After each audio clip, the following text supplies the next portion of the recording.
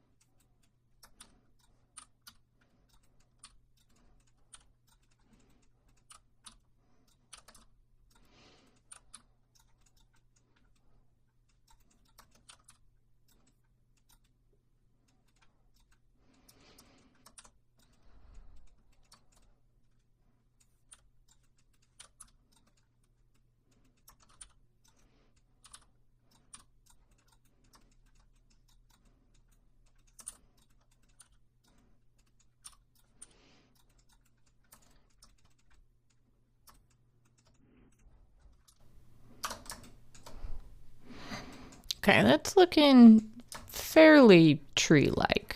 It's enough for our purposes right now. Maybe scale these in a little bit more at the top so it has more of a tapered kind of look. But let's say we're happy with this tree. Looks pretty good. So now I want to make this one object. So I'm going to just, with the box select enabled up here, I'm going to click and drag. And if I join this right now, you'll remember from the lecture that this will be its new pivot point, which is not really ideal for what we want because we're going to want to move this around next. So with all these selected, if I just hold shift and press the one that I do want to be active, meaning the trunk here, it's going to make that one active. So now I can just press Control J. And now we have a whole single object. So when I move it around, it smooths all together. It's called cylinder up here. Let's name it tree. Okay. Now, trees rarely grow alone, so let's move it along the ground here, and we're going to start duplicating it by pressing Shift D. We're going to rotate it around the Z axis to give it sort of a more random appearance so they don't all look like exact copies of each other, even though they are. We're going to make them slightly different heights. Actually, let's put these a little closer together. That's going to look better.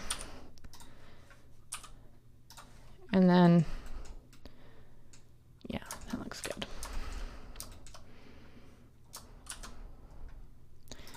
We're just going to repeat that process until we have, well, maybe not a forest, but, you know, some nice trees growing in sort of clusters the way trees do.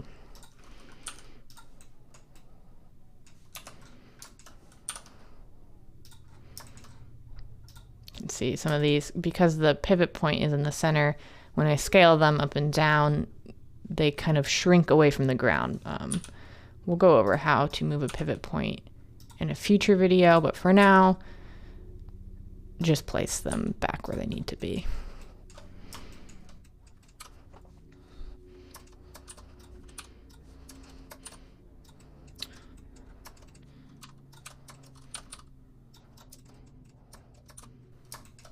Hit Shift C to reset my camera because my cursor was distracting me floating up here. If the cursor is really distracting to you, you can always hide it coming up here and unchecking 3D cursor. I recommend having it on in the beginning though, because you might get confused why your new objects are being added way out into the distance because you've accidentally shift and right clicked somewhere. So Shift C again to return that. Okay, we have some trees. They're looking pretty good. Let's put an actual ground for them to sit on so they're not just sort of floating amorphously onto this grid. I'm going to do a plane for the ground, which is just a flat surface. So Shift A, add a plane. And for this one, this is just going to be one surface. So we're going to scale it up real big. Now it looks like they're actually sitting on the ground. All right, what should we add next? Let's add some, like, I don't know, bushes? Could probably do that with the sphere as well. You can see when I hit 1 to go into a front orthographic, the plane disappears. It's just because it has no thickness to it. So when you're viewing it exactly from the side, you can kind of see it in this line because we're still in perspective, but it's just because there's no thickness. So you're just viewing basically a two-dimensional line when you go exactly into orthographic mode. It's still there.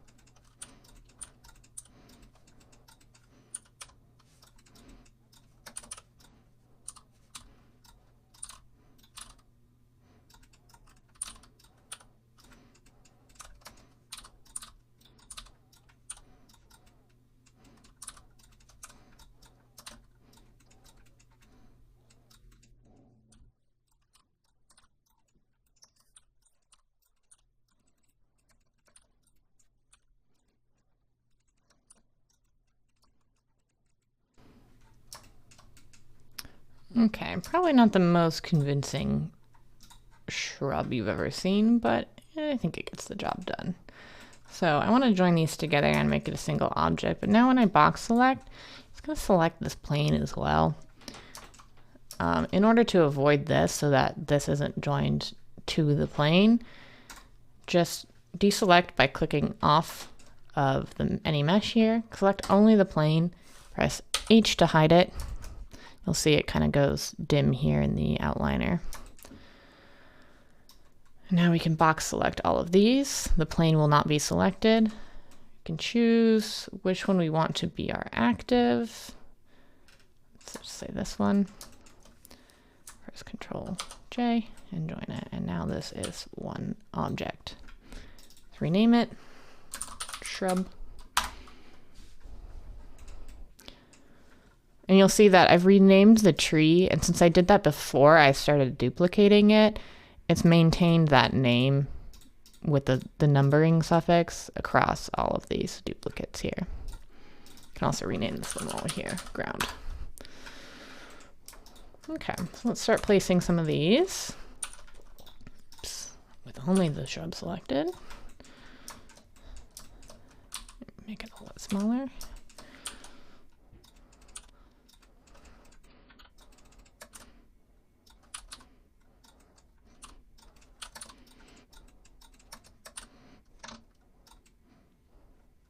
What you'll notice I just did is that I had duplicated this object and I moved it, and it kind of sank below in my process of moving it, but with it still lined up, if you press Shift Z to lock the Z axis, it'll snap it exactly to where it was in the Z over where your cursor currently is. So you can always select it, Shift D to duplicate, and like say you want it in front of this tree, but it's like lifting up and down off the ground, you can hit Shift Z and then move it, or you can move it and then press Shift Z to snap it back up to the plane.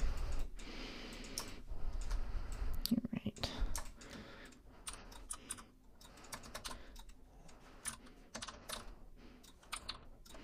All right, what else should we add to this scene? Maybe some rocks. Some of these trees are a little short, maybe.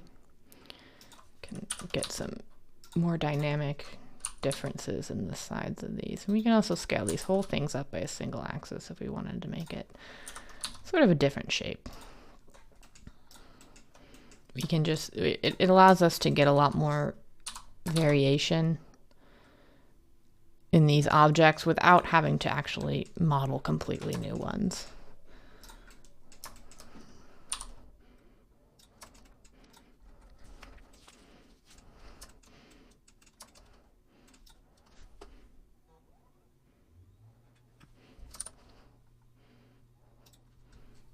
We didn't really go over this object. It's not one that I use all that often. It is a sphere, but instead of having, let me pop a UV to show you. Oops. Instead of having these sort of square faces on it, it has triangles, and we'll get into why this matters a little bit more later on, but it just gives it a sort of different look. So I've been using the UV spheres up until now because I wanted these to be pretty smooth. But if I'm thinking like rocks, you want it to be kind of jagged. So using only the skills that we've learned so far, I think an icosphere might make a better rock.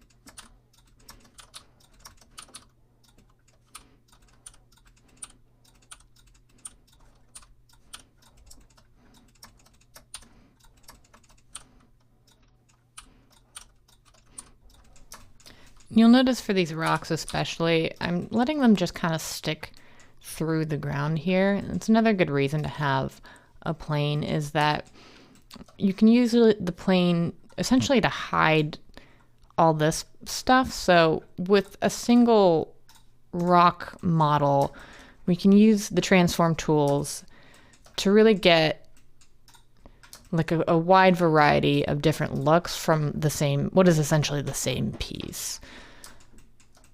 That trick is used a lot, especially like in games where you'll have, you don't necessarily want to model 100 different types of rock, but you may need them all to look different. Otherwise, it just looks strange in the scene. So, you make 3 or 4 rocks and you use your transforms and you clip it into the ground and the landscape meshes. So they appear to be different even though they are the same. All right, what should we do now? Add some like buildings of some sort to add a little more interest into this. Let's make this roughly like building sized.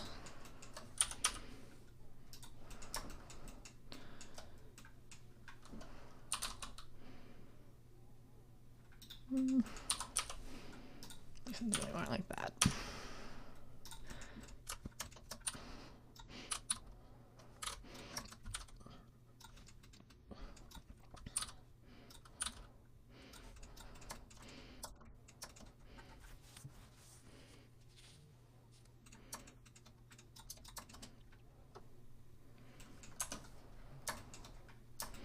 Just to make it a little bit more clear that it's like a building. We can add some more meshes to represent like windows and doors, things like that. This isn't really how I would construct a building unless I was going for this visual style really specifically, but using only adding and transforming objects, this is how you would do it. Like maybe that's a door. I'm gonna make these windows a little bit shorter.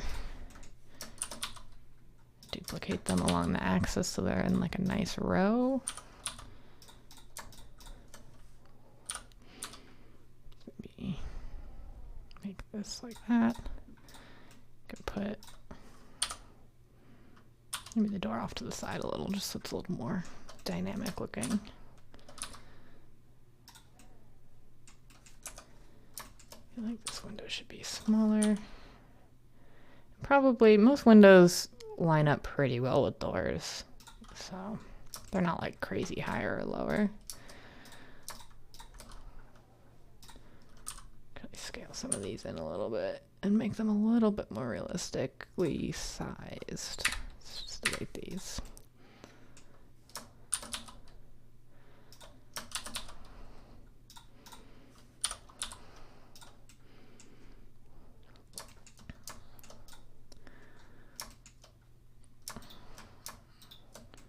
Add a doorknob to this just to give it a little more definition. So I can do that by shift right clicking to put the cursor there just so it adds it in the right spot. Oops, X 90 to flip it around this way and then scale. We're going to scale it all down the same way. That looks pretty good. Probably should be a little bit thinner. Oops, I meant to do scale shift Y to lock the length. That would be a little bit shorter.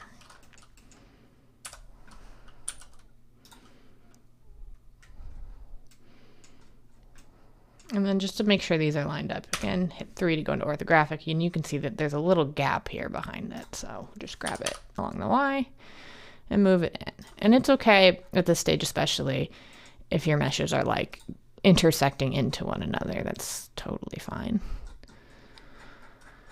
Oops.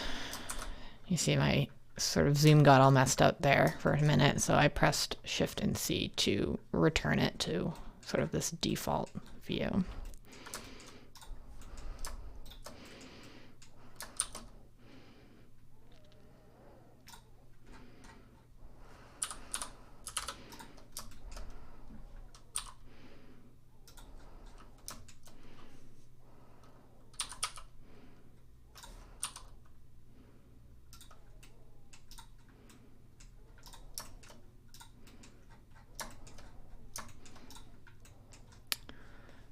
This door's probably a little thick.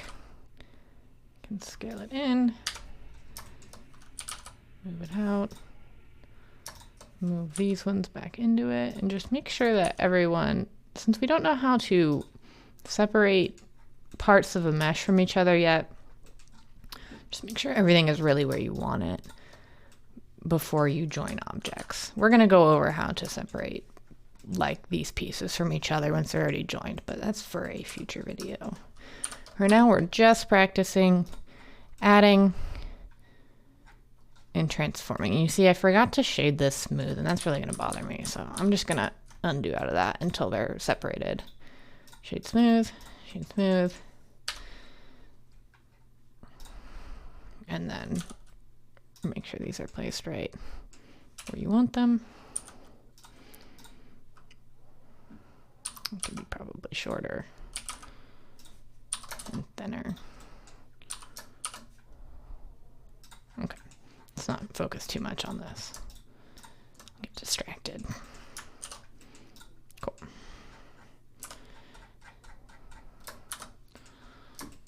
So now when we look at it, oops.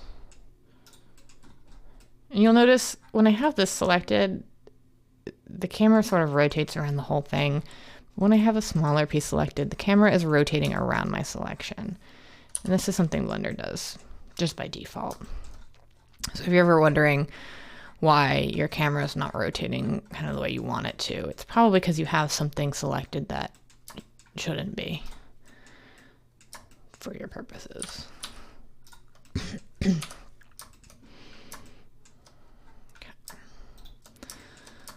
Let's give these some like window like frames so that they're a little more easy to see in our scene. Shift X to make it thinner. X. Hit 1 so that we can see exactly how this is scaling. We're just going to line these edges up as best we can with these edges here.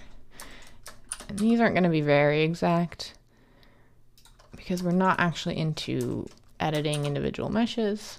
But again, purposes of practice and demonstration, this works just fine. But we definitely can make these more exact when we know how to do more in Blender.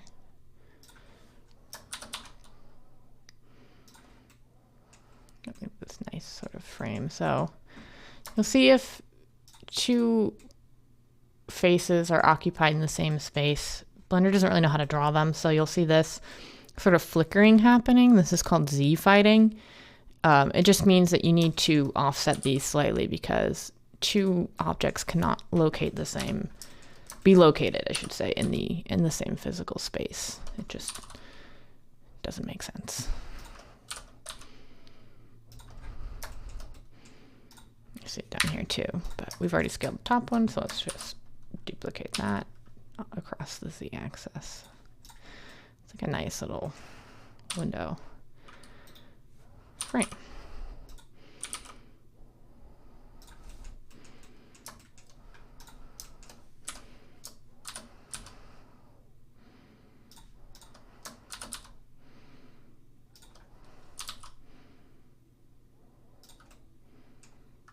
You'll see that these aren't Z-fighting anymore because I actually have this ever so slightly indented here. You can see it right here. If this were exactly, which I'm not even sure if I can place it that exactly on top, it would cause that Z-fighting. But when you can still have meshes that intersect each other without that, you just need to offset them really slightly like that. A pretty good window. Okay, let's join this together by shift clicking all the parts. And then we just want to make sure that the original window is last because I want it to have this as its pivot point. You can also go inside meshes in Blender. I mean, there's nothing really in here, but you can do it. If you just rotate your camera and zoom it, you can view the inside of this building now. And delete those because it's easier to just duplicate this. And just a quick note, you'll see that when I pop into front orthographic view, you really can't see these little panes and frames that I've added anymore. And that's just because it's having a hard time showing you in this mode because this face is perfectly flat. So it's the same principle as viewing your cube. From orthographic mode, we can no longer see the sides of it. But if you're working like this and you've noticed that, you know, it starts to get hard to see what you're doing, there's a really quick way that you can visualize this better. You just come up to here where these view modes live, and we'll talk a little bit more about these in the future. But right now we're in solid mode, which basically is just going to render everything here as this sort of flat gray color, which makes it sort of hard to see when you're dealing with a lot of objects that are overlapping with each other. So in order to get a little bit clearer picture, we're just going to hit the drop down here and come down here to where it says cavity and enable that. And it's a pretty slight difference, but it sort of just draws black into these inner sort of shaded areas, and it draws a white edge along these outer edges, and it just enables us to see it a little bit easier.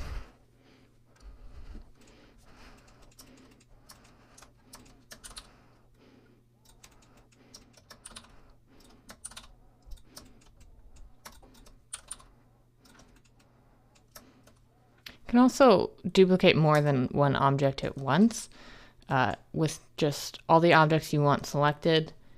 Same thing as duplicating a single object, just press Shift-D. And then if you want to move it along a specific axis, you can do that. Shift-D, move. It's pretty cool, huh?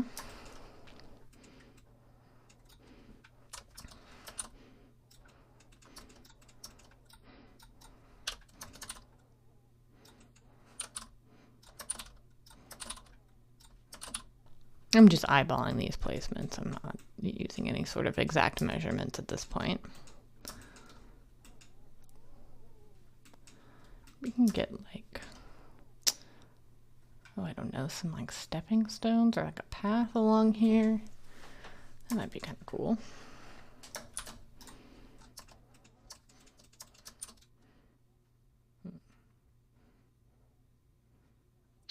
I'm just trying to think if I should do this with an icosphere to match these rocks or a cylinder to make it more like paver stones. And this is just largely a personal choice of the design you want. Let's just stick with the icospheres. It gives it sort of a nice faceted look, whereas the cylinder tops will just look quite flat. Let's see.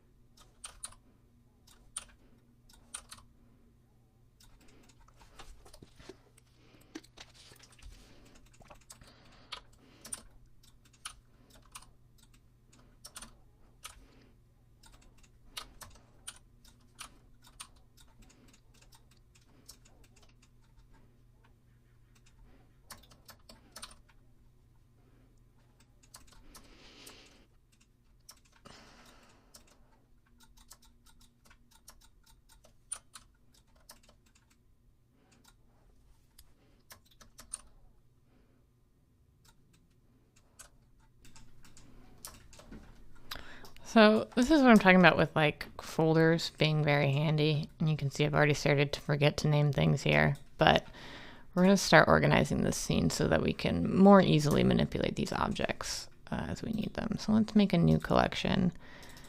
Click, and we're going to name it like trees. We're going to put all these tree objects into it. So we can do that by finding them all here and just dragging them, or you can shift click them all to select.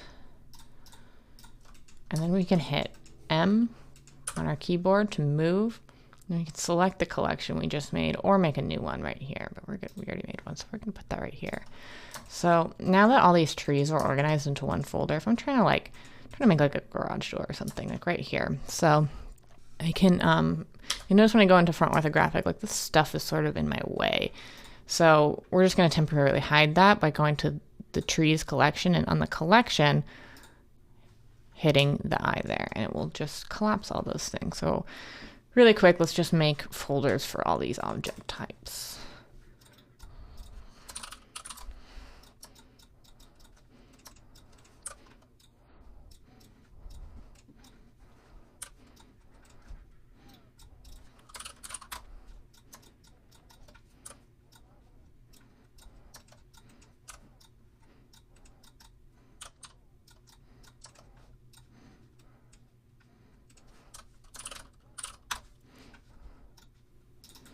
So like I mentioned before, no two objects in Blender can have the same name. The program just can't handle that. So I've just named this one window. And now if I select this one and try to name this one window and hit enter, you'll see that it automatically adds that numbering suffix for me because it recognizes that there's already a window in this scene. Oops, if I could spell. 0.002, 003, and so on. And this would have been much faster if I had named the first one properly and then just duplicated it, but I forgot to do that, so now we have to pay.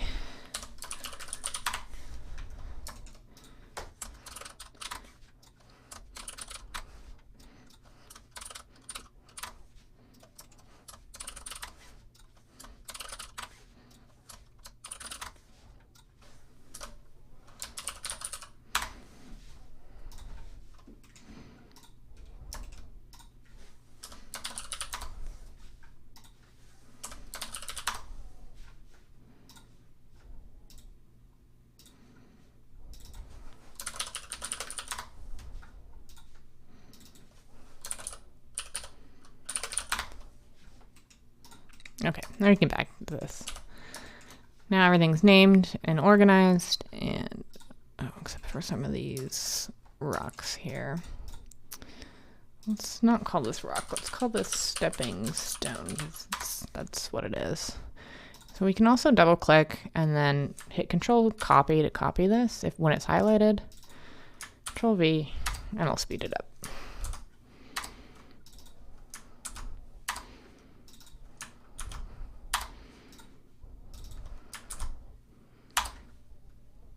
All right, now everything's named nicely. Okay, let's get back to working on this piece. In fact, before I forget, let's just name it. I'm gonna try to make it like a garage door, which might actually make more sense on this side. If you're thinking like design-wise, you'd want space for cars to pull in on and have this be the longest side, but I digress. Let's Control 3 to view the left side. Actually, I changed my mind. We're gonna leave it right there.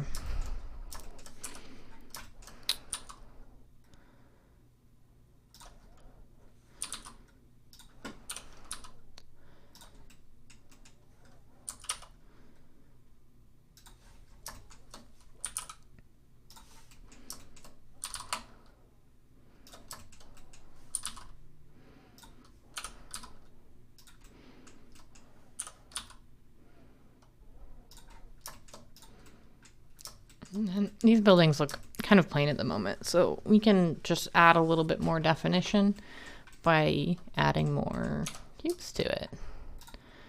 So rather than adding a new cube, because I'm going to add some like columns and things to the side just to make it a little bit more defined. So I find it's easier when something's already sort of the dimension that you want it, at least in one or two of those dimensions. It's just easier to duplicate it, move it, and then change the dimension that is not the one you want. So because it was already the correct height in the Z, by duplicating this and scaling it in the X and Y, it's now exactly the same height as this and in the right location.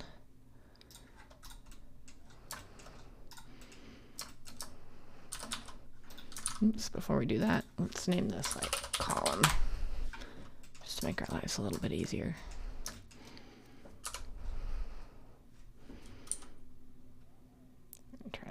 up fairly so that this dot is sort of lined up semi-accurately with these corners.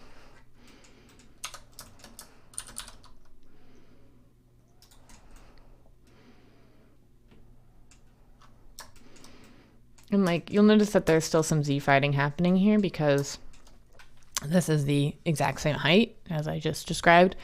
But you also have to think about like, how much of this are you really going to see? Is this going to be covered with more objects? Is it going to be not viewable from the camera angle? And if that's the case, it's totally fine to leave it. Oops, shift. You'll notice in Blender, which is really nice, is that if you select something and like shift select and you're like, oh, let's say I wanted this, this, and this, but I accidentally selected this and this, you can hold control, do control Z will undo your selection also. So if you're like selecting a lot of objects and then oops, you select that one, instead of having to undo it and then like reselect all of these, you can just hit undo and it will undo your latest selection so that it will maintain this selection here. It's really nice. A lot of programs don't consider selection to be, you know, an operation that way that Blender does.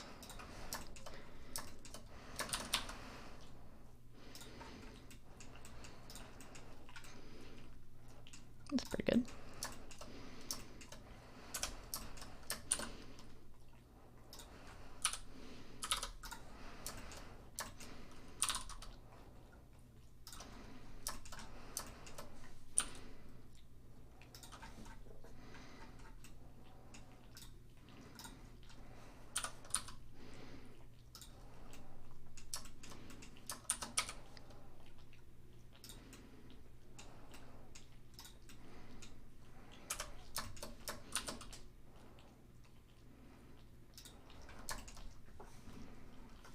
So you'll notice that the way I'm doing these, I'm duplicating it and then I'm lining this green dot up to where I want it to be, because remembering that this is the pivot point, so this point's never going to move based on a, you know, a rotation operation or something like that. So when I rotate it by 90, it's pretty close to where I need it to be already. And then it's just about fine-tuning that placement. D and then X. It's not looking too bad.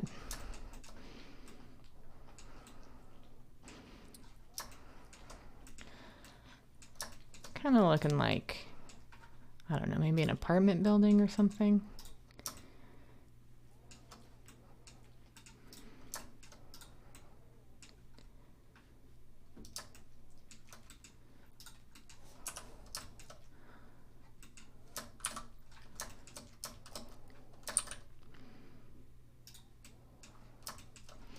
And I tend to make my models, and it depends on the scene you're working on for sure, but I tend to find it's easier to model things on the origin point because it's just sort of a default and it makes sure you don't have any sort of wacky values in here.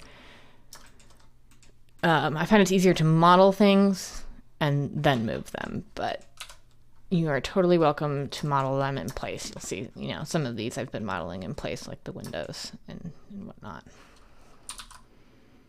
That is just a matter of personal preference.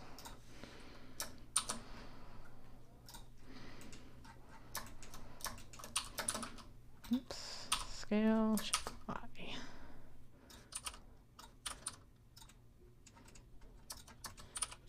That's way too big. I'm trying to make this like a mailbox.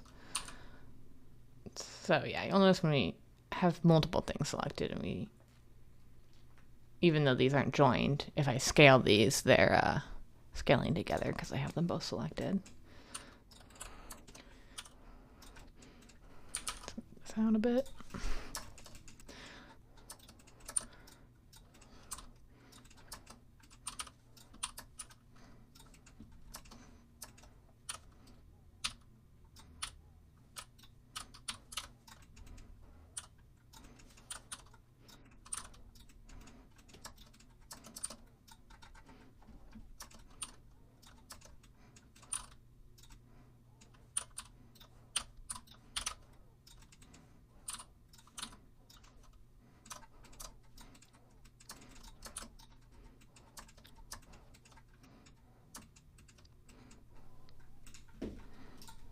I'm going to bring back some of our other models just to see how it's looking.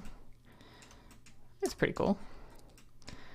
But I feel like I started out with more of a nature scene, and this building doesn't really belong there. So let's reconfigure some of these things to make it look a little bit more cohesive as a scene.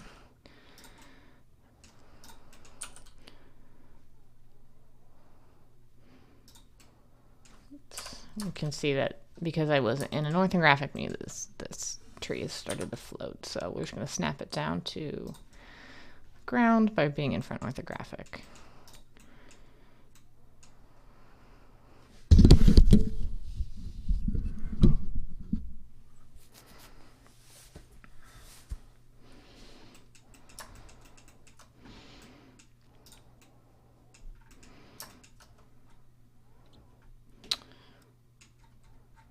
So, thinking instead of this plane, we're gonna make this a little bit different.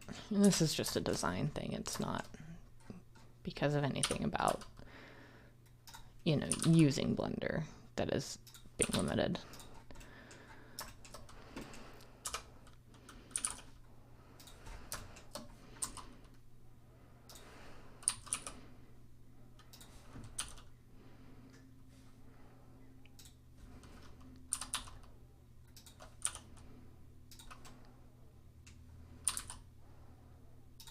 So instead of like having just a flat ground plane, because this is starting to look more like a city building and not like, you know, a small house, I think what I'm gonna do is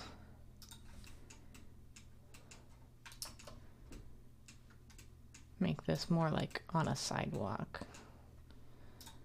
and maybe have the trees just as like fewer, and then like maybe just like the little city ones you know have poking out of the ground sometimes, out of the little holes in the sidewalk.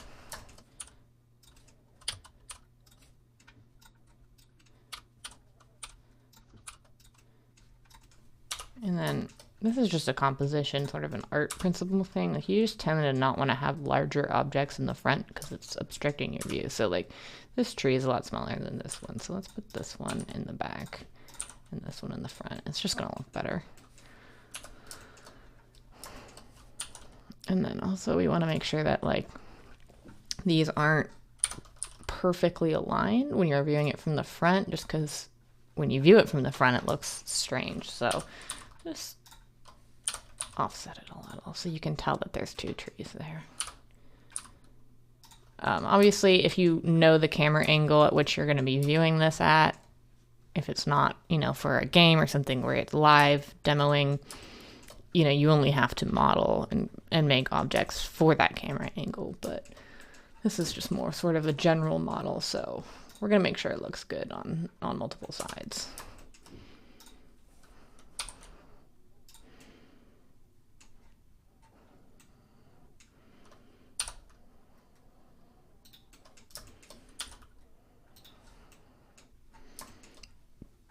I don't think we're going to need these stepping stones, actually.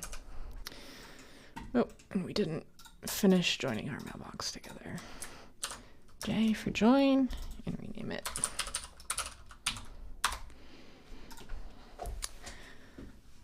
Now, you'll see that the objects I've added were added outside of a collection. It's just because we weren't in a collection. We didn't have one highlighted when we added it, so it just added it to the general scene collection. You don't need to have your objects in these subfolders like this, but it's just a really handy way of organizing it. We can always move it back to the original collection.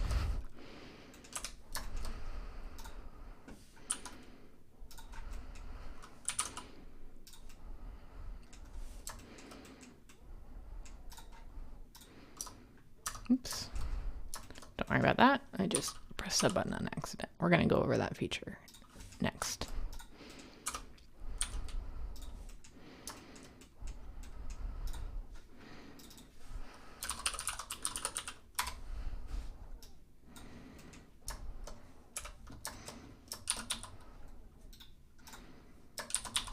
Oops. See, like both times I accidentally pressed Shift D and then I pressed X, but since I was in right orthographic, we don't see any movement on the X because we're looking at it from that direction. So it appeared like it wasn't doing anything, but actually it was moving it this way. So make sure, okay, so I do still have the duplicate. We're just gonna grab it on the Y, that's what we wanted to actually do. Put this back a little bit. Oops. I seem to have multiple duplicates, just delete them. And that was just from me hitting Shift D a second ago a couple times. Make the street a little bit more narrow.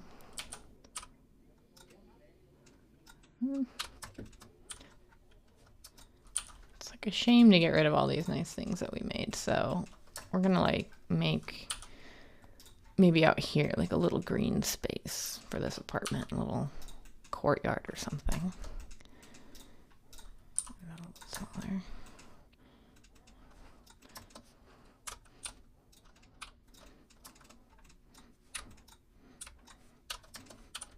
I'm not too worried about deleting these objects because these are all duplicates of each other, so as long as I keep one of them, I won't have to redo this work really too much at all.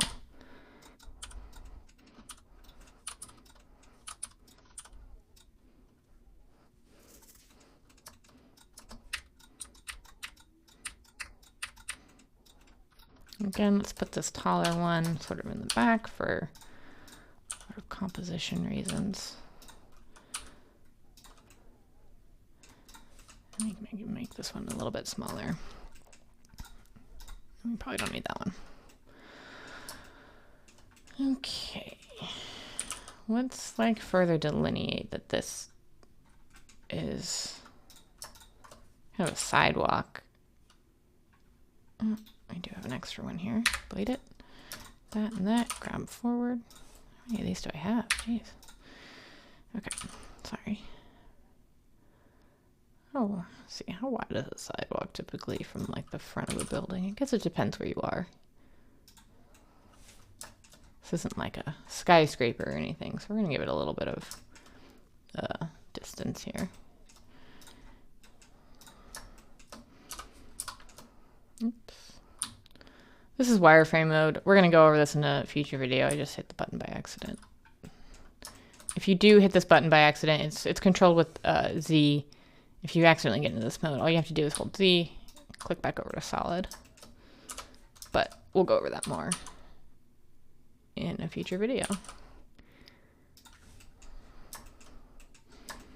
Let's make like a fence here to delineate this green space from this sidewalk.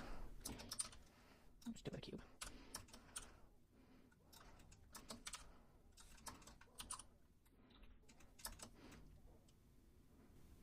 Trying to think of how tall like a fence like this might be. I mean, I guess it depends on the fence. This is a privacy fence. It would probably be at least as high as this door. Maybe a little lower. Again, not really caring that it intersects into this because when it's not selected, you can't really tell. If you want to spend time like lining these up very perfectly, you're of course welcome to do that, but I don't think it's necessary for the purposes of demonstration.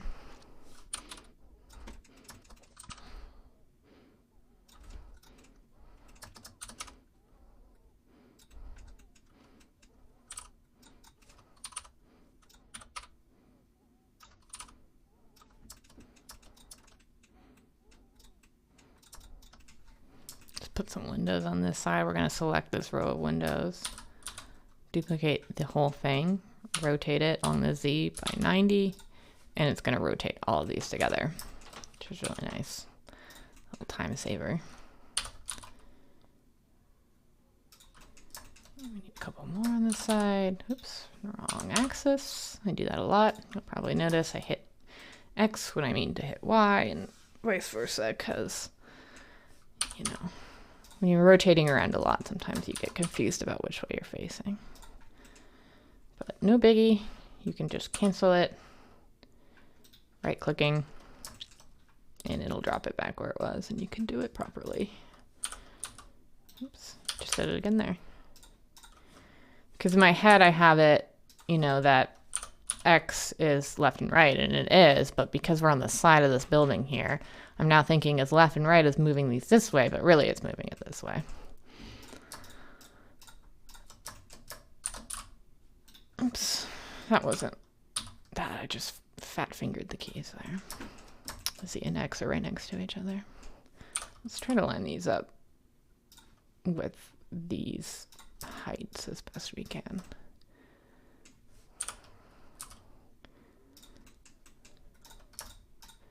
And give the impression that like the floors are actually there, even though, you know, when we go inside this mesh, there's nothing inside it.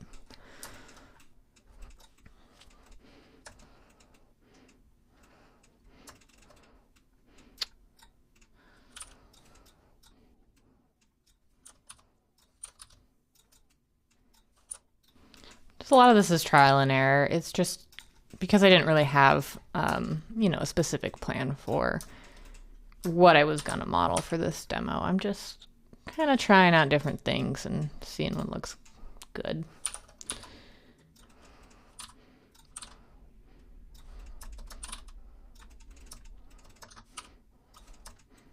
It doesn't need one.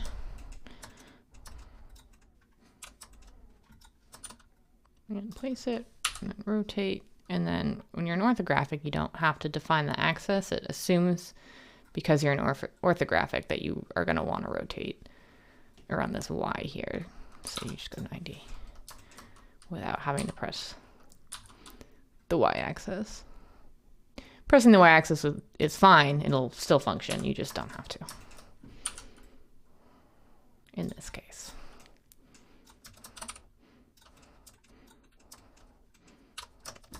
So you can go into top. I like top view for placement. Just makes things easier. You can get a very clear view of what you're doing from a top-down perspective. That's pretty nice. Maybe like a chimney or something. A lot of roofs have like, you know, vents and things sticking out in them. So we're gonna add like some vents and things.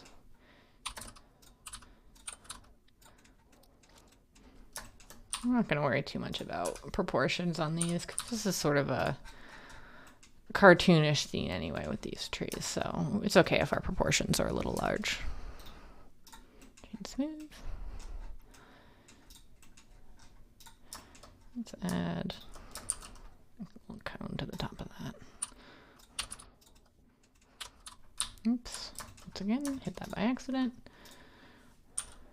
Or not so much by accident, more by habit, but we haven't gone over that yet, so I will try to refrain from doing that as much as possible.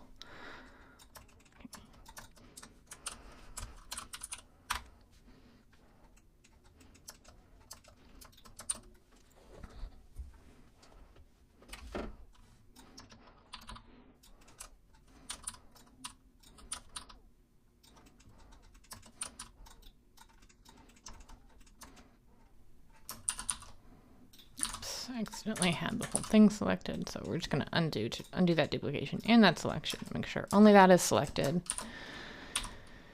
Now we can duplicate it the way we want.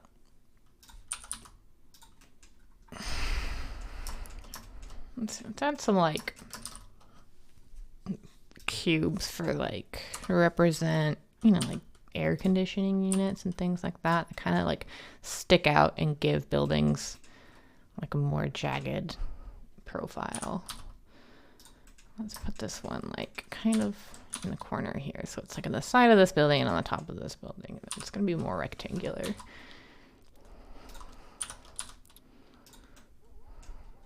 It's probably a little too large. Let's scale that down and like make it a little shorter. Okay. Oops. Yeah. It definitely is starting to give more of an impression of like, you know, a modern sort of city rooftop.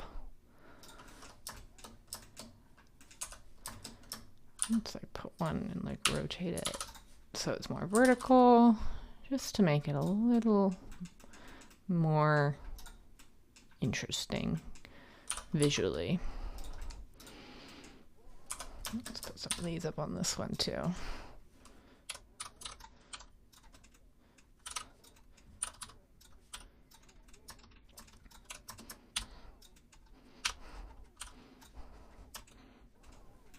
Some the vents coming out of it, just to break up these shapes so they're not all identical. It's gonna look a little bit better. It's gonna look like smokestacks or something, but you get the idea. You're not really gonna think about the function of these that much when you're just looking at this piece, you know, as a whole. We need a door to get out here though.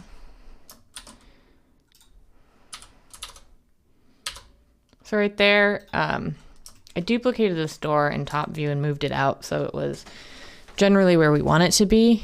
But when I hit R and 90 to rotate it in the Z direction, you can see from the doorknob that it's flipped the wrong way. So in order to do that, you can just, even after you type in the value, just hit minus and it'll flip it around.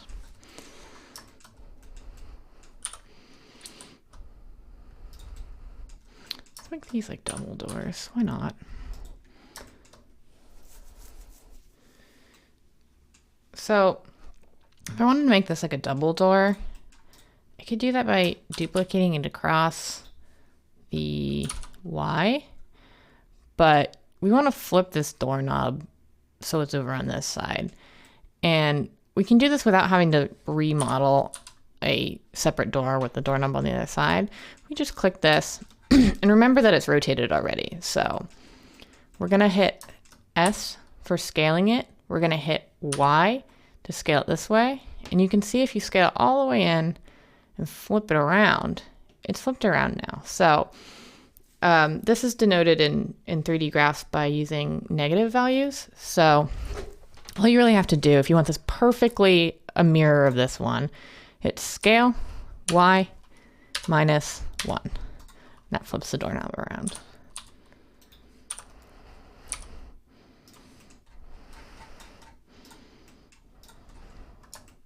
This is looking pretty good so far. If we can add like street lights. Sounds like a good thing to have. Let's start with a cylinder.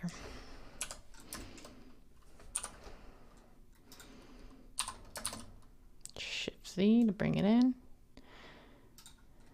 And unfortunately for the keystroke capture that I have that appears down here, it doesn't tell you when it's shift. Like it doesn't say the word shift out here, but it will have it in capitals because that's, of course, how you make a capital S is to do shift. So that's what the capital versus the lowercase is. It's just the capital means I've pressed shift with that key. This needs to be taller by a pretty substantial amount. Something around that. Maybe that's a little too much.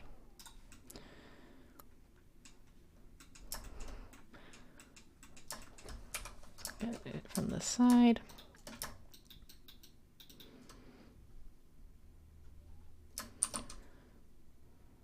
Actually, let's just duplicate this. Again, I'm placing the origin of the object right here because that's where I want it to rotate around. Actually, I'm just going to hit R90, so it's exactly 90 degrees in this angle. Shift Y, make it a little bit thinner.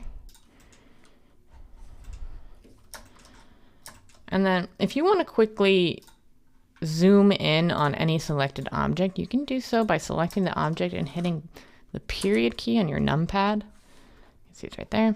That will frame your selection. So you can, you know, if you're way out here and you need to get quickly, oops, you just hit period.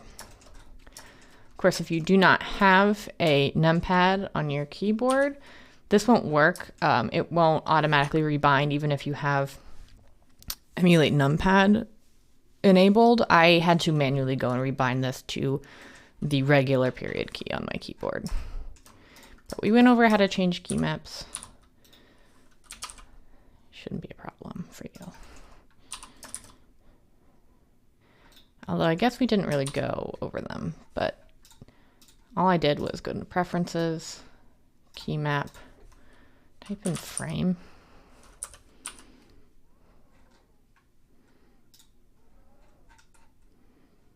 Frame selected, numpad 0 is right there.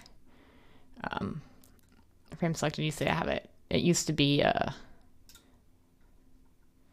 numpad here. You just click this, you press the key you want, and it'll bind it. Anyway, resuming with this.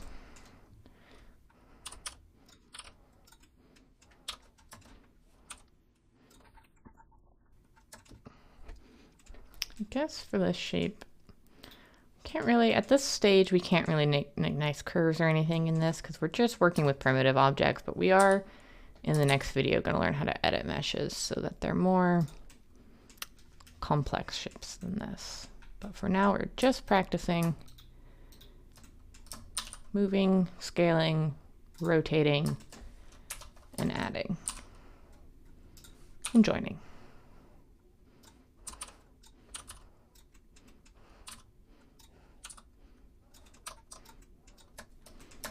I'm pressing Shift-C to reset it, just to move the cursor off of it so I can see how it looks a little bit easier. Might that be more appropriate? So remember to scale this along the local. So if I wanted to make this end here and here, I'm just trying to make it shorter, but I'm not really trying to change anything else. So just a reminder, hit scale and then double tap Y. Oops, I mean double tap, of course, Z, and it will scale it along its Z axis.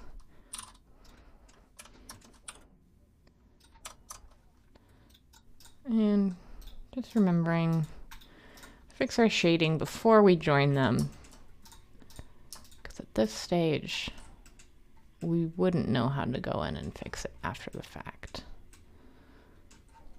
That's not bad. That's pretty street light looking. Control J to join. Now, you might get some errors in your shading when you join objects. We're going to go over this type of stuff more later, but if this pops up like this, it's because I scaled these objects and I've joined it to an object that has a non-uniform scale. So its scale is 0.091 and 0.091 in the X and Y, and the Z value is 2.44, which is throwing off the way Blender shades this. So to fix this, yes, that will fix it. So click on the object, and then you're going to hit Control A to bring up this Apply menu. Go ahead and click Scale. We're going to go over more why that works in a future video, but for now, just know that if you have that wacky shading happening after you join an object, it's because your scale is not uniform, and Blender really doesn't like that. So you can see that after I join it, or I'm sorry, after I apply it, not that, it has 0.091 here, Control A, scale, and now everything's set to 1, but the object itself hasn't changed. All right, let's continue with this.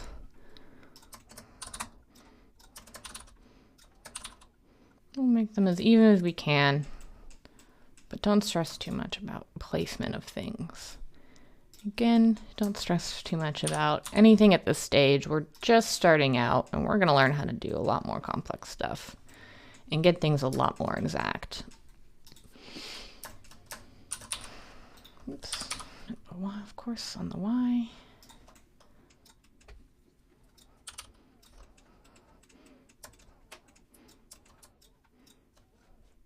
Of course, I didn't rename any of these. My bad.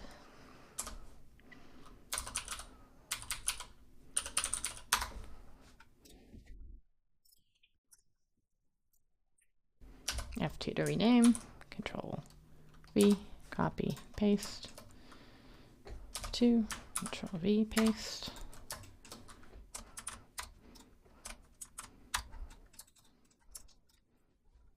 let's rename this one to street while we're here, because it's not really the sidewalk.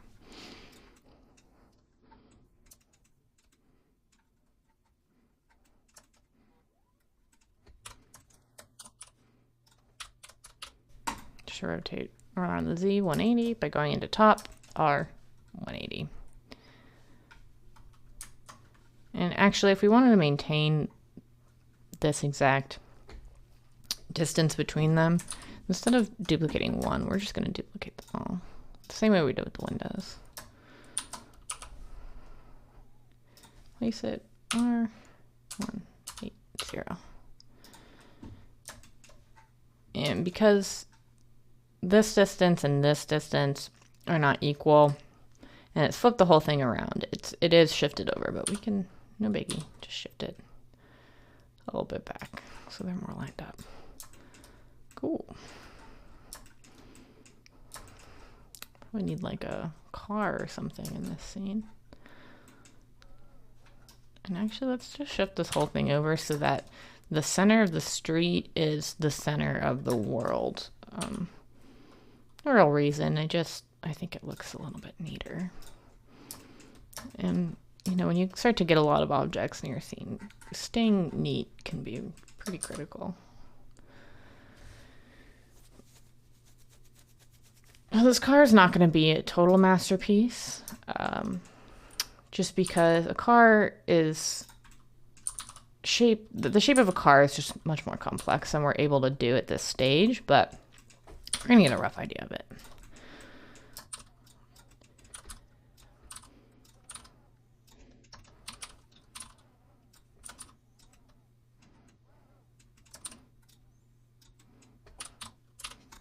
It's RX90 to rotate it 90 degrees in the X.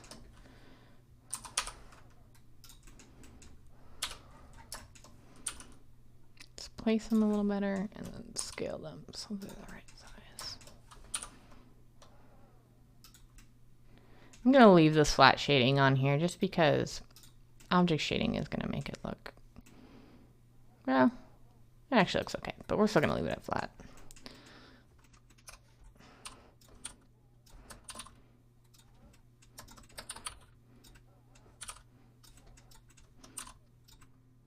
Not too bad, considering that all we're doing is adding and not editing any of these.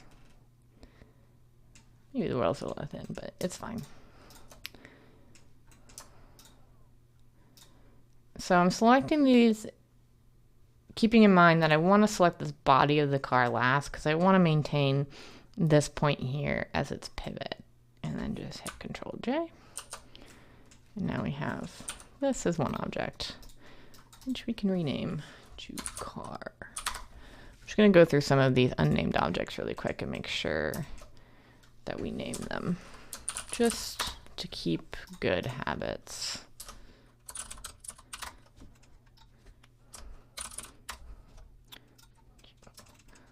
All this vent 01. And we'll call this one vent 02. And then the ones that are based off of these same shapes, I'm just going to keep these the same names. So all the cube ones are going to be vent 01. And these ones with the little cone on top can be vent 02, which we only have one of right now, but we can add more if we like. And let's call anything that's like a cylinder with no cone, we'll call that vent 03. Control C to copy, F2, Control V for all of them to quickly rename.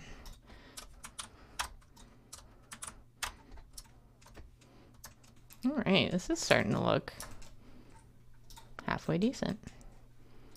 Let's do these cars.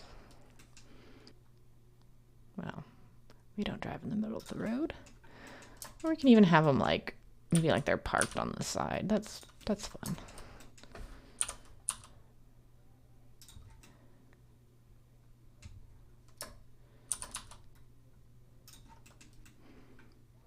Maybe we want one to be like a, like an SUV, so we don't want, you know, this trunk action happening. So easy to do. Same principle, adding a cube. And actually, I'm going to clear the transformation on one of these by pressing Alt-G. And so it's on top of the cube I've just added. And the reason I'm doing that is because I want to make sure that these two different types of cars I'm going to make it scaled appropriately. But see, it's getting a little busy. So let's really quickly, before we start making this next thing, let's do a new collection. Call this like street. And we're going to add all these objects that are blocking my view of what I'm doing. And press M and move them to street. So now if I hide the whole collection, oh, a rogue rock. It's just a little bit easier to see. So for like an SUV, we want it to be a little bit bigger than our initial, or our first car, which is more like a sedan, I guess. A little bit bigger, maybe not quite that tall, a little extreme. And then we can also move this back in the Y so that it's not quite overlapping and we can still see it in perspective mode, but then when we go to orthographic, it's still lined up because we've only moved it in this one direction, which we're viewing it straight on. So yeah, maybe just ever so slightly smaller. And then we need to add like the hood part. So we're going to add another cube. Scale it. Make sure that it's scaled appropriately to the width of the car so that they match. And normally you wouldn't make an object like this using two primitives, so you wouldn't have to worry so much about like this inset, but we are just practicing the skills we learned, so it is best to just do it this way. Make these tires even a little thicker.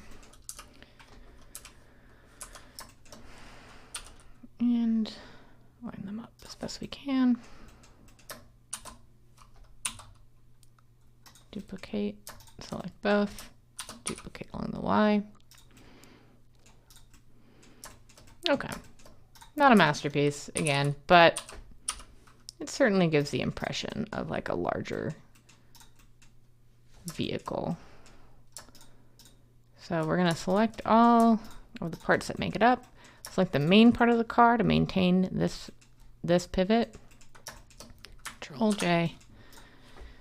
And rename it car 02, just to keep it simple, which means this is a car, but this is going to be car 01 now because we have more than one kind.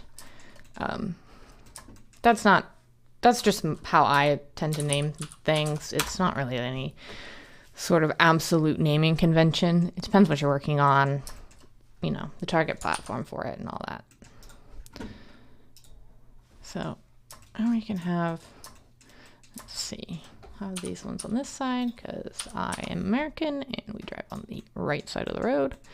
So we'll see these going this way.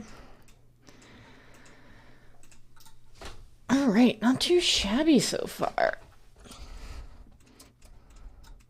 I'm not totally in love with this as a garage, so let's delete that and just make some more windows here because I think it's gonna look better. Yeah, it looks better. It's like a nice, and again, if you want to put windows on every side of this and, you know, fix up some of these things in the back, you totally do that. It depends, you know, what you're going to end up using these models for. So like if you're 3D printing something like this, you definitely want to make sure it looked good at all sides because it's going to print all sides and you're going to be able to see all sides of it. Similarly, if this were for like a video game, like a scene, like an environment, and, you know, if your character could get around to the back of these buildings, you want to make sure that these are finished. But if this is just going to be rendered as a still image, you can just leave it. We'll never see it. We'll never know. We need like maybe a little shop right here or something, because this kind of looks, you know, this has smaller windows, so it looks more like a residence, whereas like a shop would have like large windows where you could see displays and stuff. So let's make a shop across the street. Why not? We'll get crazy and make a cafe or something. That sounds fun. This roughly building size based on these buildings. Now, a little note about like scale and things. Because I'm not porting this to anything, you know, this is just a standalone piece. I'm not too worried about how it is scaled as far as the real world goes, because right now this building is 11 meters, which is actually probably pretty accurate to world scale. Maybe not exactly. The door is about 2 meters tall. That's pretty accurate. You know, but this whole scene could be any size. It could be, you know, this big, and it would still look fine because the scale is only relative to everything else in the scene.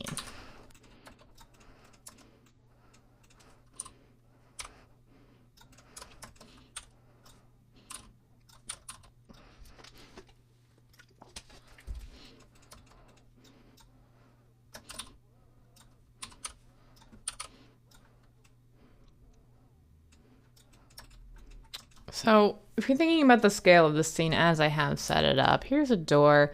Person would be this big. And then this would be a 1-story building, would be about,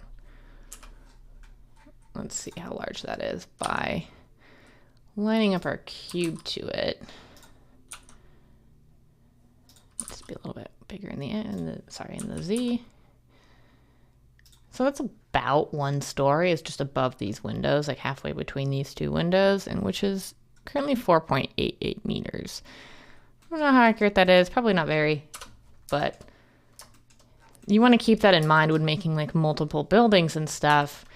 You know, if you've established in this building that this is the height of a 2-story building, you know, if you have it wildly different on the other side of the street here, and the windows are all wacky and not lined up, it's just going to look strange. It's going to sort of break the realism. Not that there's a lot of realism going on in this scene, but, you know, even things that are stylized, you know, look like cartoons, there's an internal consistency about them that makes us suspend our disbelief in a way that, you know, when you break it, it just looks wrong. So this is about a 2-story building here, based on what I've already modeled.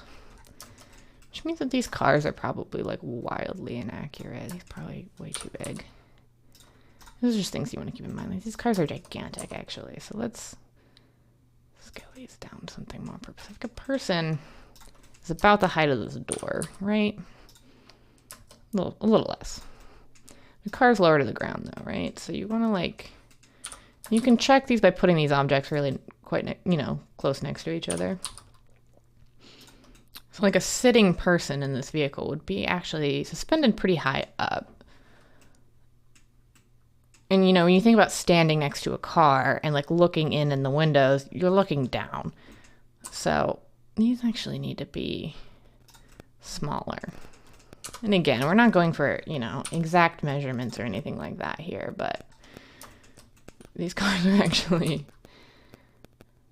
I don't know, what's the opposite of a clown car?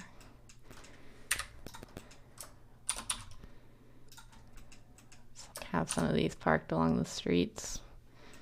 They're at irregular intervals, so it looks semi-realistic. So that's a sedan. You want to make the height of, like, if you're looking in the window of an SUV, you're pretty much looking at eye level. I mean, depending on the car, but roughly. So eye level is probably about here. Yeah, it's probably about like that. You'll have this guy sort of driving in the middle, not parked. So he'll be a little bit more towards the center. You can have some of these guys driving as well. And duplicate some of these. Make sure you rotate around so they don't get a parking ticket.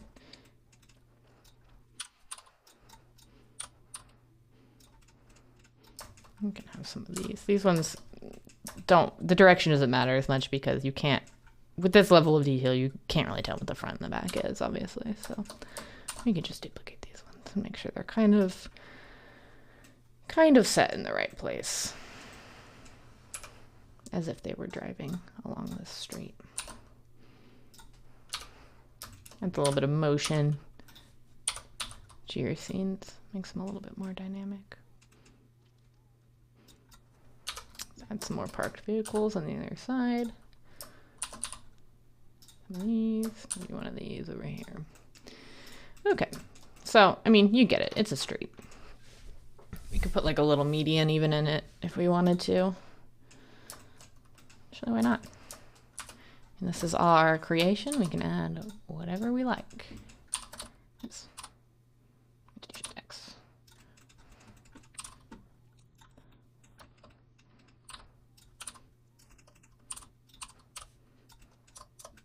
If the grid is distracting you, if you've started building sort of under it like I have, you can turn it off, or the visibility of it, I should say. You can come up here where it says show overlays and click this drop down. You can turn off the floor. We'll turn off the grid. The lines will still be there. If you want to turn those off, you just select the axes that you wish to be drawn onto the screen. I'm going to leave it on because I like to have the grid as just sort of like a reference to like where my floor is and how big my scale is. I'm just going to select everything in this scene by hitting A. And I'm going to come into either front or right orthographic view. It doesn't matter, but you'll see that the street, because of the sidewalk, tips down and the grid is being rendered over it, which is bugging me, but I don't want to get rid of it entirely. So I'm just going to grab everything again by pressing A for all, G, Z, and I'm just going to move it so the street is above the grid line here. So now we still can see our grid, but it's not being rendered over a street. So we just get a little bit clearer picture of what our scene actually looks like. Okay, back to this side of the street.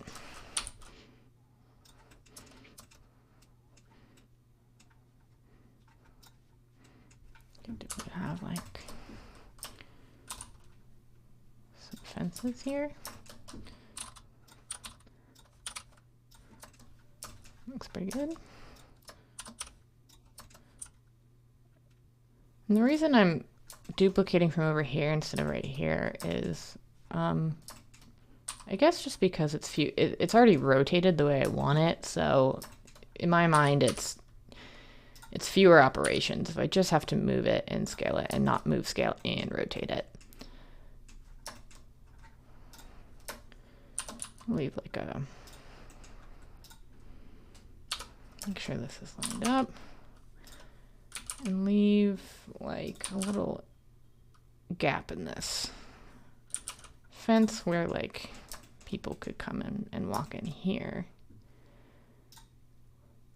Yeah, I think I'm going to do it that way. We have our double doors here. Let's make this one object because we still have our single door, so we don't have to remodel it if we want to use a single door. We'll duplicate it from here if we want a single door and here if we want a double door. So select both of these, and this selection order doesn't matter much because, I mean, it does matter. It's going to put your pivot here or here depending on what you have selected, but I don't think either is necessarily preferable in this case. So just any way you do it, Control J to join it. And now top mode, you can see we still have it highlighted through the mesh, which is nice because we can see what we're doing. S. I'm going to do Shift D. We're going to drag it all the way over. Let's put the doors over here. 90 minus. That's pretty cool. Okay, so now we need to make, we want this to be like a cafe or a shop. Let's make this have some, it can have the small windows up top. You'll notice that most buildings do, but let's have some like larger display type windows here. So I'm gonna model these from scratch. And actually, because the scene is getting kind of busy, let's remember to rename everything nice. Median. Oops. Median. And put that in street. Let's put the cars in the street as street folder, I should say, as well, just because that makes sense to me. Street. How you organize these objects into folders is really up to you. I'm kind of doing it by sort of by object type, but also kind of by location. If you do it by location, like if you select everything, you know, in this back side of the street and put it in its own folder, you can quickly toggle this entire side on and off, which makes, you know, working with this side a little bit easier, but it's up to you. Whatever you find is most effective and quickest when you're modeling. Okay, so let's turn off the street, turn off, and now that this scene is kind of pivoted away from the sort of more nature scene that I've started with, it probably doesn't make sense to have like the trees, the shrubs, and the rocks all separate. At least it doesn't to me. Again, you can make it however you want. Oh, and you'll see that because I had this selected, when I clicked add new collection, it added it as a sub collection. So you can definitely have folders within folders. That's no problem. But if you want to get it out, just drag it back up to the whole scene collection. So now I have this duplicate that says shrubs one. Let's just call this one, I don't know, nature. And then I have one rock. Yeah, that's really unnecessary to have a whole collection for a single rock. To delete a collection, just press delete. And then if you delete a collection that has objects still in it, Blender by default won't delete those objects. It will just delete the collection and it will move these objects into the scene collection. So if I press delete, you'll see that these are still down here. If you wanted to delete everything that was in a collection, you can do that without, you know, individually selecting them. You can select the collection, right click, and click delete hierarchy, and that will actually delete the objects from the scene. Okay, so now we have our nature in one folder, our street in the other. Let's call this one sort of building, I don't know, building one. Not very creative, I know. So right now these things are still in building one. So we're just going to move and make a new collection, not within building one. We're going to call it building 2.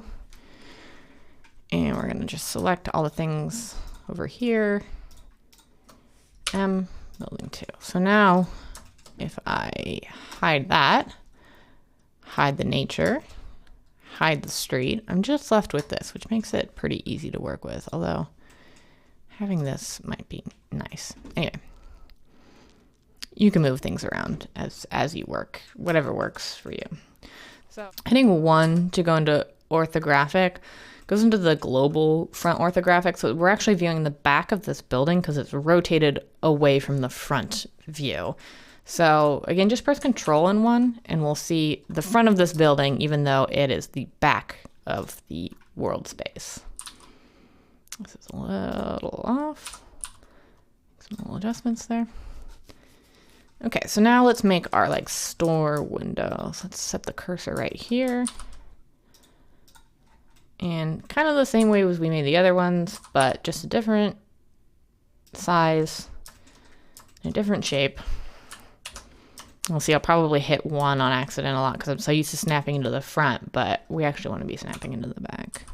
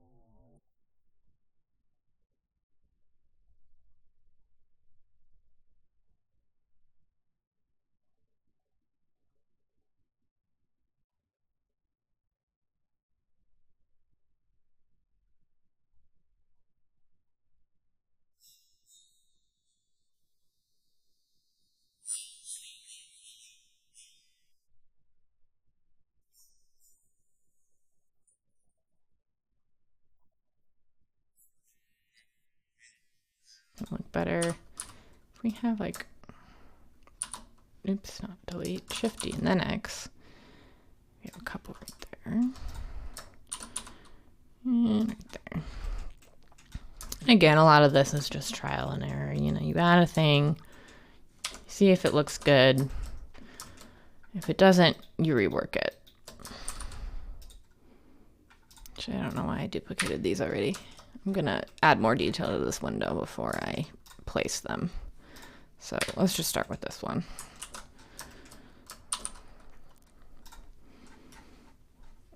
So I didn't move my 3D cursor, so it added this over here, but it's fine, just move it.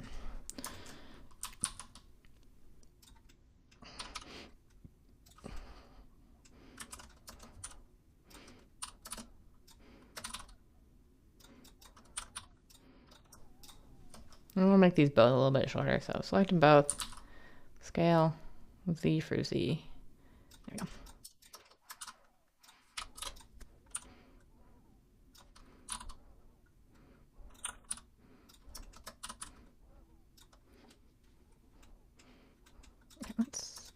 This frame looks really nice, but let's push it back a little so it's more in line with the window itself. And this window can be a lot thinner. This would be like the glass part of the window, right? So you'd want it to be pretty thin.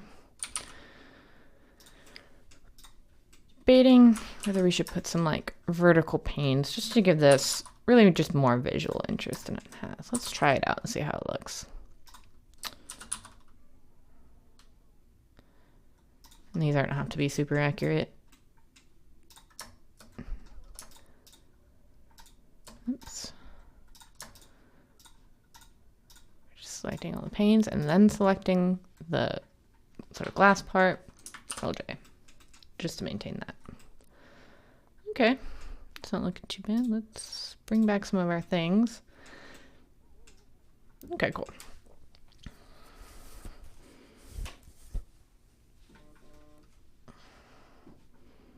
Let's, before we forget, we're gonna name, oops, caps lock was on, name this shop window to differentiate it from the other windows. Shift D and X, oops, can't see what I'm doing. So if you duplicate something with Shift D and you right click and drop it, it doesn't cancel the duplicate operation, it only cancels the movement part of it. So that duplicate is still there, it's just on top of the original. So if I hit G and then X and move it out, you'll see the original is still there and there's my duplicate. So just keep that in mind. You know, if you're undoing a lot and dropping a lot of selections, you might end up with some duplicates, which will maybe cause some frustration for you. I don't know. All right, cool. It's like a shop window. I'm gonna just hide building 01 because I keep getting in the way when I look at it from more of a street angle. And we can I mentioned before, like we can have subfolders, so we can have this whole thing be street. We can add, right click on it, add a new collection. It'll start here as street. It'll be whatever this name is plus the number suffix. So if we wanted to have the cars in their own folder within the street folder, we can make that folder, name it, select all the cars, move them to street, and now you'll get this little pop-out window that has, now do you want it in the base folder or do you want it in the subfolder you just made? And we want it in the subfolder. So now we can have the street on and just turn the cars off. Same thing with the street lights. Let's do that again because it'll make it our scene a little bit easier to look around in. All the street lights. Select the street lights. You can also drag and drop them and move them that way. And then we can turn just the street lights off, but we still have the street folder on.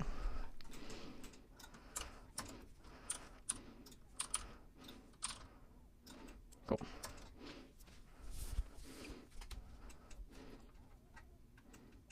I'm gonna make little make this like a cafe, you know? So we need a door that goes out from the building onto this patio. So like this would be the interior part with the seating.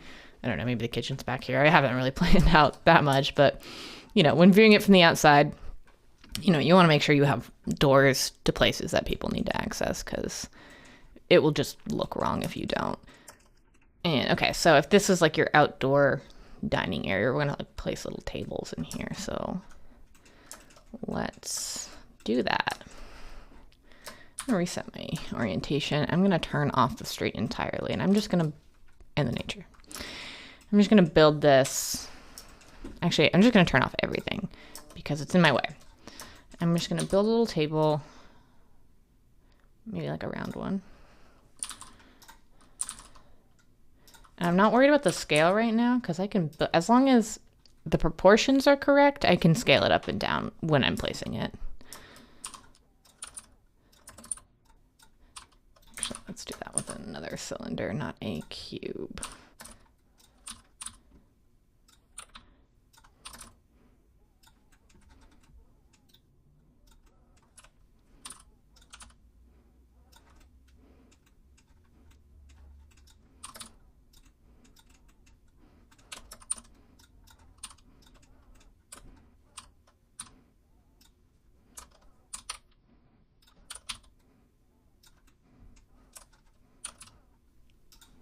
I just want this, this red line, the x-axis, is just going to act as my ground plane here as a reference for when I'm modeling. So I'm trying to line it up as if this were the ground.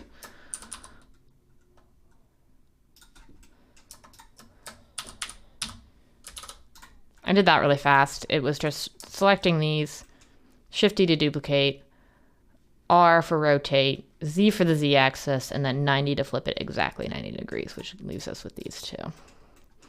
That's pretty good. So if you have a table, we need a chair. But first, actually, let's join these objects, making sure the active one is where we want the pivot. Rename it table. And now we can do a chair. Move this aside a little bit because it's going to add our new objects right here where the 3D cursor is. We're going to make a chair out of a cube. So that's a little off, which is probably going to bug me, but it should be fine.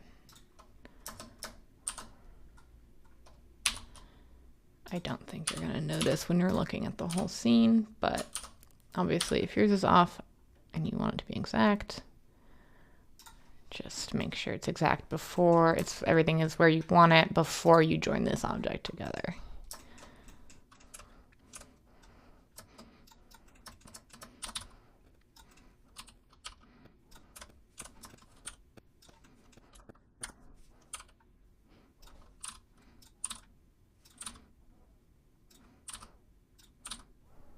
I'm just using a combination of scale on the Z and grab on the Z to get these legs placed correctly. Or at least this one, and then once this one is placed where I want it, duplicate it along one axis at a time. Duplicate both of these at once. And we have little legs for our chair. That's pretty good. Maybe it's a little wide though, so scale that in and then grab for these ones to move them in a little bit. That's better. I mean, if you think about a person sitting here, you need clearance for their legs. Maybe it's a little short, so we can just select these two and grab Z to move them up. And then delete these because it's quicker, I think, to get one in the scale and proportions you want it, and then just duplicate it.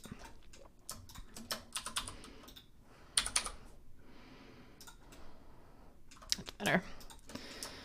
All right. Join all these. Rename chair. Okay, so if we unhide the rest of our scene now, or at least most of it. Where'd our table go? There it is. It's sort of sunk down into the street. So, because that's where the origin of the world is. So we're just going to place it the way we've been placing everything else. G key, moving it up. And then once again, just check the scale of it by placing these next to like a door. A door is a great reference for scale because everyone knows how big doors typically are. That looks about right. Maybe a little small. You just scale these up a little bit. So Shift Z so it doesn't lift off the ground because it's where I want it in the up and down direction. And let's go into top view. This is our chair. Just select it, rotate it to place more chairs around. And for this, I really recommend that you don't place things like at exact angles because that's just not how things are placed in real life. Nothing is really that exact. So it looks a little bit more natural when you have these things slightly off of like, you know, exact 90-degree rotations. Okay, so let's select these objects, Shift D, and then Shift Z. You can rotate them around their Z axis to give them some different configurations. Maybe delete one of these. Oops. Delete one of these. Let's put this one, grab Shift Z back in this corner, rotate Z.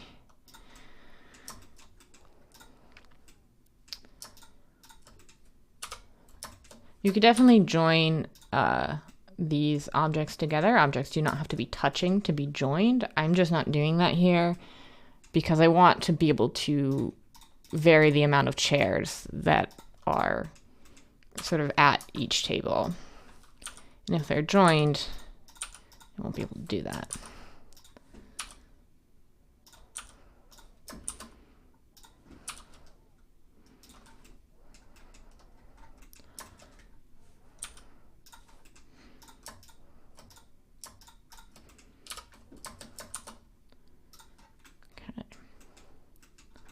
Let's put this door 90 and then minus to flip it. Let's put this door actually in this corner because I think it makes more sense.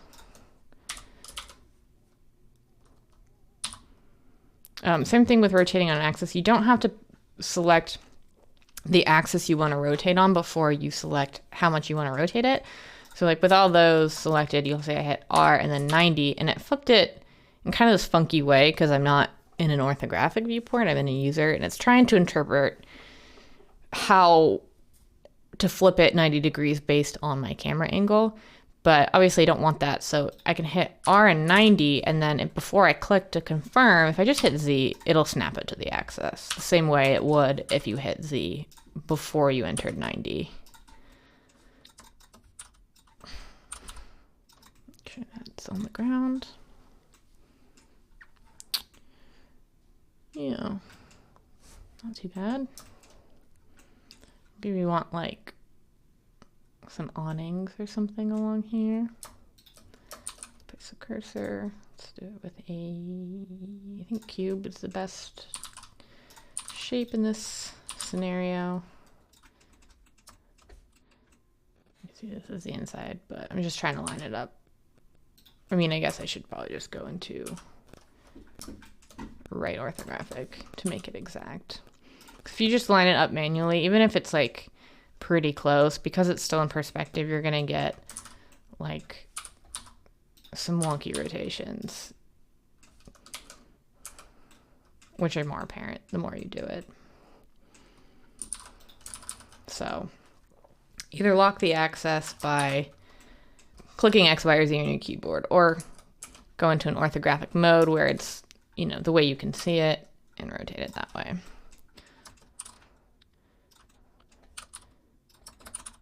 Some more of these along here. That's pretty good. Let's put like, of course, forgot to rename them.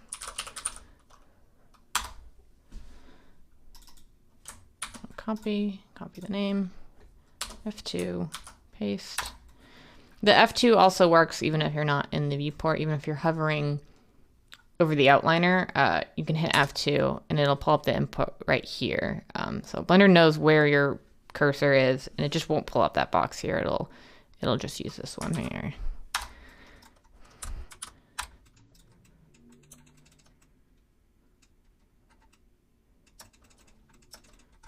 There'd probably be like a sign over the door. So because I'm going to use a cube for the sign, I'm just going to duplicate it from this awning because it's roughly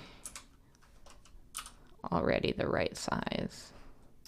Roughly. I mean, it's closer to the right size than a default cube would be. You can imagine if, you know, you had a texture on it, it would have, you know, the sign. I'm just going to finish this up by putting some of these, like, these column type things around this one, just because buildings in the real world don't really just come to these exact things. There's lots of trim and details, things that you probably don't even really notice just day to day, but when they're not there, it looks very strange.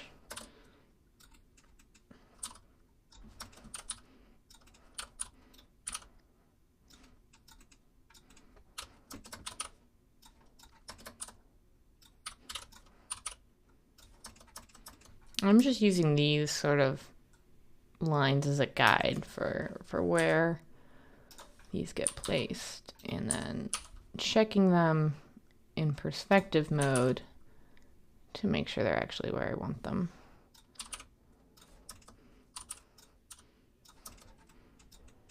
So we're getting a bit of Z fighting with this wall, so to solve that, we're just gonna grab that, pull this ever so slightly out, and scale this one ever so slightly out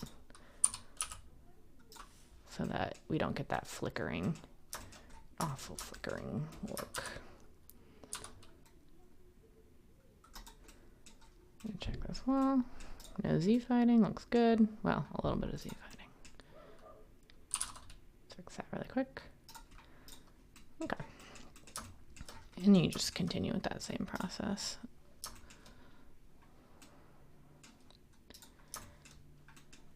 And this, since it continues, can even just be one piece. So we can move it over. Oops.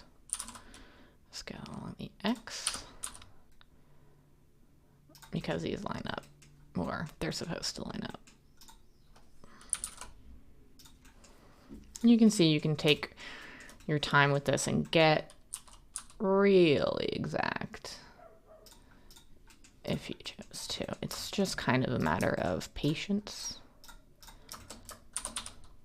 and trial and error.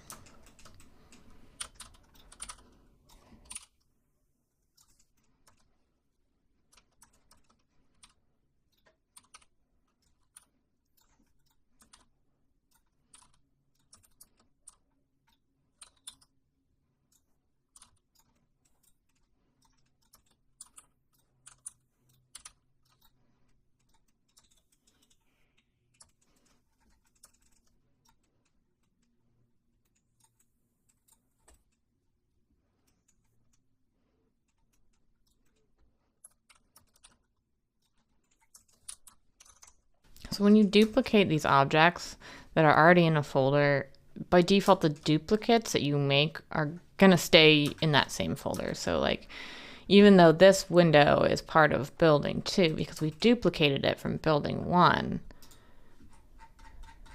you'll see that this window is in that folder. So just remember to try to stay organized, move your objects around. I think, did we move this one even? Yeah, so just make sure as you're going along to move things around and put them in the folders that they need to be in. Let's kind of line this up at the top of the door roughly.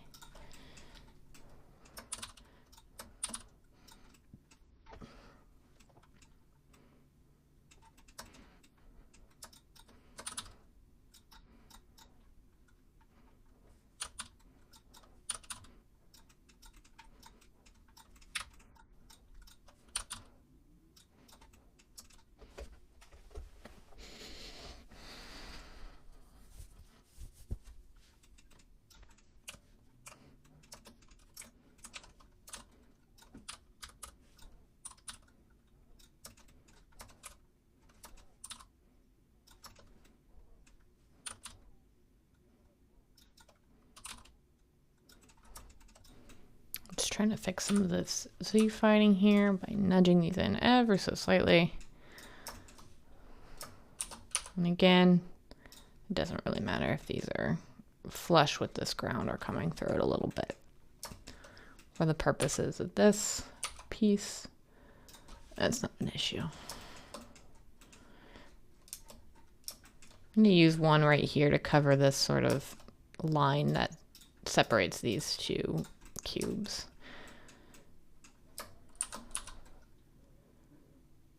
I want to keep it roughly in line with this, so if you're looking at it from this angle, it doesn't look totally wacky. You can line it up more exactly. And then this just needs to be a little bit wider to line up with this actually.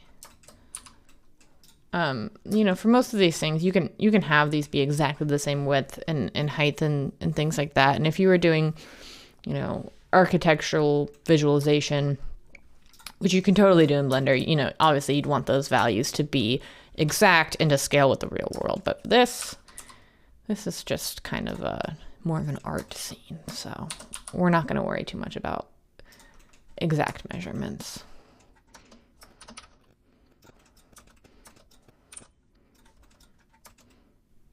Not too bad.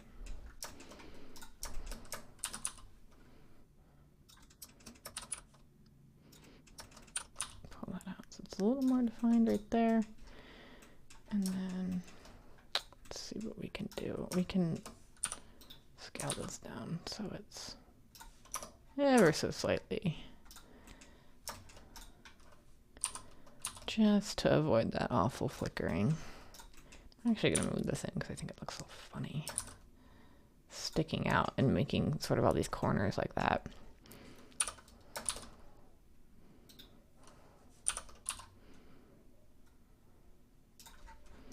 Okay. Let's bring back everything. Just take a look at it. You can also hide things by checking this check mark. The difference is that if you rendered this image, it would also not appear if you didn't have this check mark tick, but we'll get to that and what that means more later. For now, just use the eyes. Looks pretty good. So you can see that even with the most basic tools of Blender, like we didn't actually edit any of these meshes in the most strict sense. All we did was add objects, move, scale, rotate them, and join them together. We got this like fairly complex scene just with those. So I'm going to wrap up the demonstration here. I think you get the idea, and you can see that, you know, it's just really a matter of patience, of trial and error. You can get some really intricate things even with those simple functions. And in the next video, we're going to be covering more complex functions, how to edit these meshes to get shapes other than, you know, these primitive cubes, spheres, cones, and things like that. So that's it for this one, and we'll see you in the next video.